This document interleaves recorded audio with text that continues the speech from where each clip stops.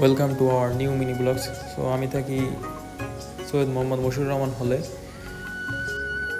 আমি যাব এখন প্র্যাকটিসে।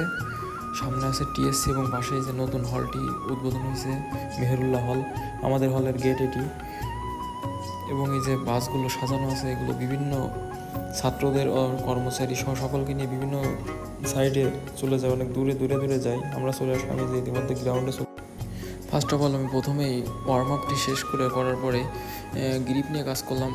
অনেক গ্রিপ করলাম, 100+ গ্রিপ করলাম।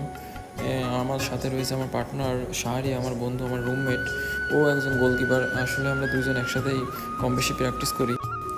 আসলে আমরা লোকাল প্লেয়ার, তেমন ভালো প্লেয়ার না, আসলে লোকাল টুর্নামেন্ট মাঝে মাঝে খেলি আর কি, কম বেশি যেটাকে বলে এমএসআর প্লেয়ার। সো নিজেকে ফিট রাখার জন্য আর কি রেগুলার প্র্যাকটিসের ভিতরে থাকা পড়ে।